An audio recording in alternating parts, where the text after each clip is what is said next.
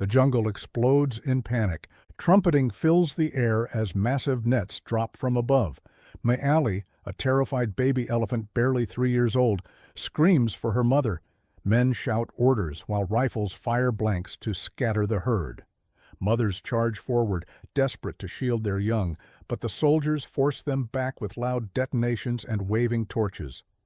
Maali's mother swings her trunk violently, bellowing, but the ropes tighten around the calf's legs. The more Maali struggles, the tighter the ropes dig into her thick, wrinkled skin. Her dark eyes lock with her mother's one last time, a heartbreaking, silent plea for help. "Secure her! Move! Now!" shouts Captain Rajan, the Sri Lankan wildlife officer in charge of the roundup. The men wrestle Maali to the ground. Her chest heaves, her cries piercing through the dense green canopy. Finally, they manage to bind her legs and hoist her onto a waiting truck. Standing nearby, Filipino diplomat Ambassador Enrique Cruz watches quietly. His face remains stoic, though his fingers twitch at the raw sight of the separation. A gift of goodwill, they called it. A gesture of friendship between Sri Lanka and the Philippines. "Is this necessary?" Enrico asks Rajan quietly, glancing at the bound calf. Rajan sighs, rubbing the back of his neck. "Orders from the government, Ambassador. I don't like it either, but diplomacy." As the truck rumbles forward, Maali's cries fade into the distance. Her mother's trumpeting echoes long after the caravan vanishes into the thick mist. 2 weeks later, the Manila Zoo prepares for her arrival. The crate arrives at dawn. Zoo Director Dr. Elena Soriano stands waiting with her staff, clipboard clutched tightly in her hands. She watches nervously as the wooden crate is lowered onto the ground, chains creaking. She's awake. "Poor thing's been through hell," murmurs her lead caretaker, Carlos Mendoza. Inside, Maali shifts uneasily, her small body swaying. The doors creak open, and for the first time, her feet touch foreign soil. Concrete, cold, hard. Nothing like the cool mud of her homeland. Dr. Soriano steps forward cautiously. "Easy, girl. Welcome to your new home." Maali blinks, her ears flapping slightly, nostrils flaring at the unfamiliar scents. She steps out into a barren concrete enclosure surrounded by high metal bars. No trees, no herd, only silence. Carlos whispers under his breath, "She's all alone." The ambassador watches from a distance, hands behind his back. His face is unreadable. "Her name is Maali. May she bring peace between our nations." Dr. Soriano nods stiffly. "Yes, sir." The men leave. The handlers retreat. And Maali, confused, frightened, and utterly alone, lets out a soft, mournful rumble. The empty enclosure swallows her voice. A single bird lands on the edge of the barrier. Maali glances at it briefly before turning away, her small frame dwarfed by the lifeless walls that now define her world. Her life in captivity has begun. The years grind forward like a slow, merciless tide. Maali, now fully grown, stands idle beneath the sweltering Manila sun.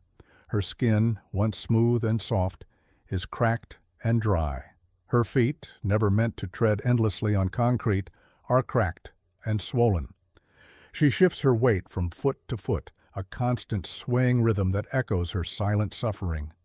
Visitors gather beyond the iron bars. Children press their faces to the railings laughing, unaware of what they're witnessing. Parents snap photos. Vendors hawk souvenirs just steps away. In the corner, head zookeeper Carlos Mendoza, now older and worn, watches with a heavy heart. "Another day," he mutters, scribbling notes on a clipboard. His assistant, Leah, stands beside him. "She's swaying again," Leah whispers. "It's getting worse." Carlos exhales sharply. "It never stopped, Leah. That's not exercise, that's trauma." Inside the enclosure, Maali continues her slow pacing, step forward, step back. Her trunk hangs limp most days, her once bright eyes dulled into emptiness. Dr. Elena Soriano approaches, scanning her tablet. Her blood work is stable. No infection, no injuries. Physically, she's fine. Carlos glances at Elena sharply. You and I both know that's not true. Elena pauses. The tension between them has grown over the years. It's not my call, Carlos, she says softly. We've petitioned before. And every time the answer's the same, Carlos snaps. Denied, always denied. He looks back at Maali, because it's easier to ignore what you can't see. One morning, the quiet is broken by an international visitor, Dr. Susan Whitaker, an American wildlife vet and elephant behavior expert, walks the perimeter of the enclosure with a somber expression. Her camera crew follows, documenting every movement. She watches Maali sway, rock, and stand motionless under the pale sky. This is textbook stereotypic behavior, Susan says into her microphone. Isolation, stress, years of psychological deprivation. Carlos joins her at the railing. You see it too. I've seen this before in captive elephants, Susan says gravely. They're social creatures. Her kind lives in complex family groups. She hasn't seen another elephant in nearly 50 years. Susan turns to face the cameras directly. This is a tragedy in plain sight. Later that afternoon, in the zoo's cramped office, tension spills over. The international community is watching, Susan says firmly. There are sanctuaries in Thailand, Cambodia, places she could thrive. Elena sits behind her desk, jaw clenched. Relocating a creature of her size isn't as simple as you make it sound. With respect, Susan fires back, the world managed to move entire herds to sanctuaries before. But politics and pride keep her locked here. Ambassador Enrique Cruz, now retired but still influential, sits quietly in the corner, listening. His face is heavier, haunted by a decision made decades ago. This was never meant to be a life sentence, he says softly. We promised to care for her. Carlos slams his hand on the desk. Then let us finally do that. The room falls silent. Outside, Maali's faint, rhythmic swaying continues. Days turn to months.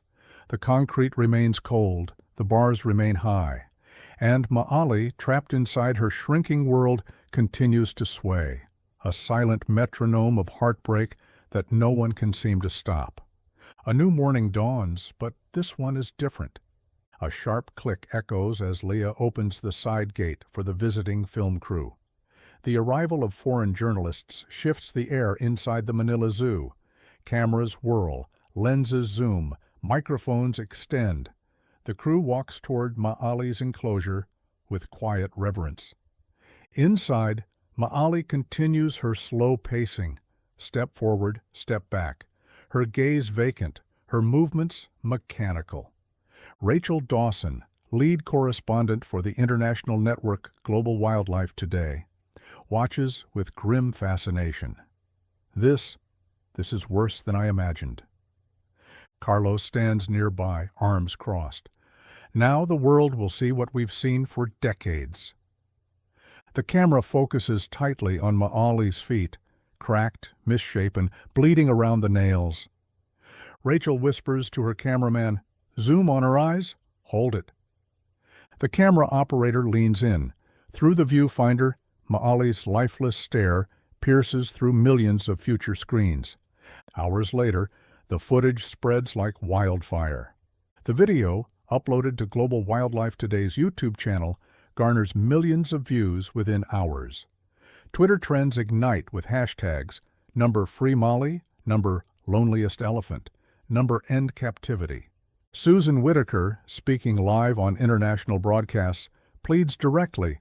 Maali has lived in solitary confinement for nearly 50 years.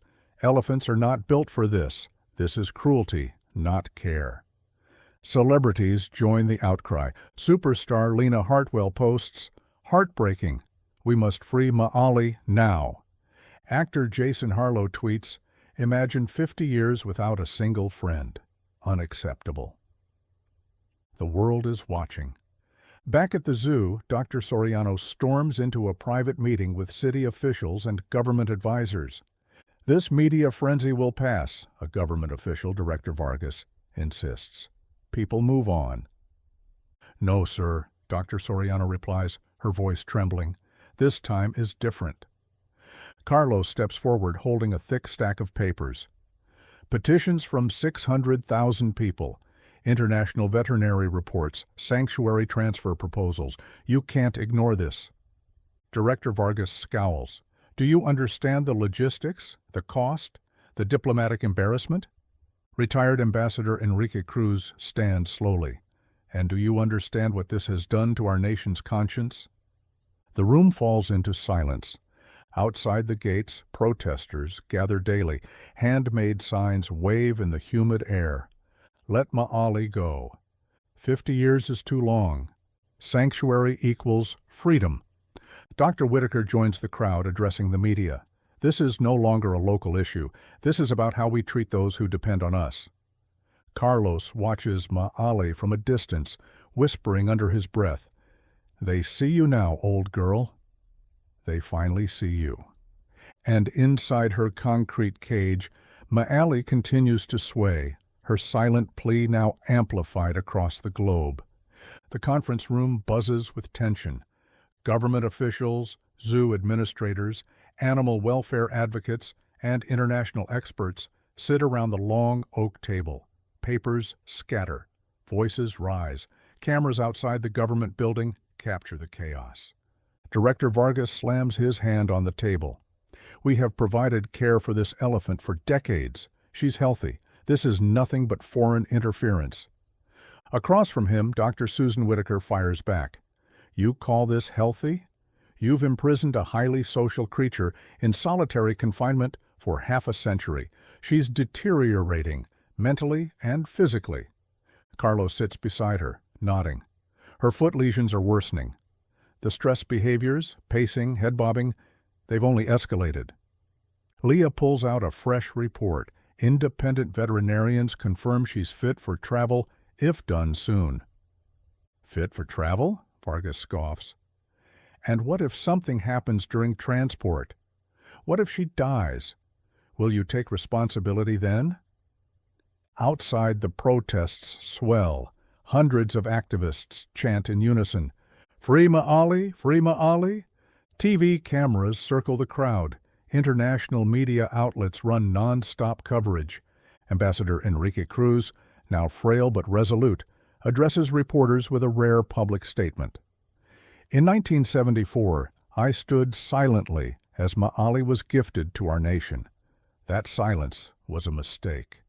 Today I ask our leaders, let us right this wrong. His voice cracks, but the crowd roars in response. Back inside, negotiations grow heated. We're offering full financial support for the transfer, Dr. Whitaker pleads. Global sanctuaries are ready. Expert teams are standing by. We don't need charity, Vargas snaps. This isn't charity, it's mercy, Carlos responds sharply. Do you even see her anymore, or is this just politics to you? Elena Soriano, her face pale, finally speaks. Enough. I've worked with Ma'ali every day for 30 years. I have watched her suffer. This debate isn't about national pride. It's about humanity. The room falls silent. Weeks drag into months. Behind closed doors, court hearings stall. Political factions argue fiercely, some defending tradition, others demanding change. Media headlines scream, "The elephant debate splits the Philippines." Sanctuary offers stand ready. Government hesitates. Ticking clock for the world's loneliest elephant. Carlos, exhausted, walks the zoo grounds one morning. Leah joins him quietly. Do you think they'll ever let her go? She asks softly. Carlos looks at Ma'ali, who stands listless in her enclosure. I don't know anymore. Every day we wait, she slips further away. Ma'ali gently sways, trunk hanging low, her eyes tired but still holding a trace of distant hope. And so the standoff continues. One elephant, one broken promise, a world watching, waiting for justice. The sun rises over Manila Zoo. Birds sing as tourists trickle through the gates, cameras in hand, children skipping ahead with excitement. But past the gift shops and concession stands, one figure remains frozen in the same small world she's known for 5 decades. Ma'ali stands still in the corner of her enclosure. Her body carries the weight of time, calloused feet, drooping ears, dull eyes that once sparkled in the wild jungles of Sri Lanka.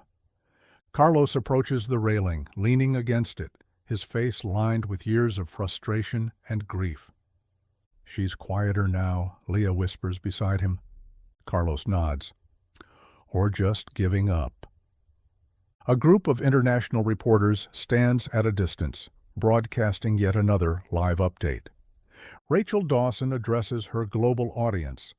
Despite years of protests, petitions, and worldwide outrage, Ma'ali remains at the Manila Zoo. New efforts to relocate her continue, but opposition within the government remains strong. Meanwhile, her health hangs in the balance. The camera zooms in on Ma'ali, her trunk slowly swaying as she shifts her weight. Inside City Hall, yet another closed-door meeting takes place. Director Vargas speaks with exhaustion in his voice. "We upgraded her habitat. We brought in enrichment. We're doing what we can." "But she's still alone," Dr. Whitaker interrupts firmly, sitting across from him. "No amount of concrete or artificial shade replaces a herd." Ambassador Cruz, his voice weaker than before, adds softly, "No creature should die without family." The room grows heavy with unspoken guilt. Outside the gates, the protest signs never stop. 50 years alone. One move can set her free. Don't let Ma'ali die in captivity. Tourists walk by, many unaware of the battle waged just beyond their vacation snapshots. Later that evening, Carlos returns to Ma'ali's enclosure. The zoo is quiet, the crowd's gone. He speaks softly through the bars. "You're still here, old girl. You're stronger than all of us." Ma'ali slowly turns her head toward him, eyes heavy but alive. Her trunk extends slightly toward the familiar voice brushing the metal fence.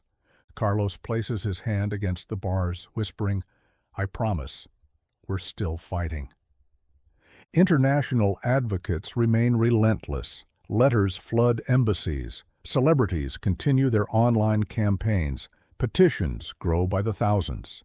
Sanctuaries in Thailand and Cambodia keep their offers open. "Her place is waiting," one sanctuary director says in a televised interview, "but we can't save her without permission." Back inside the enclosure, Ma'ali sways again, her silent rhythm continuing beneath the dim zoo lights. She doesn't know the world watches. She doesn't hear the debates. But across the globe, millions do, and they wait, they hope, they fight for a chance she may never live to see. Ma'ali's story isn't just about one elephant. It's about the silent victims of captivity everywhere.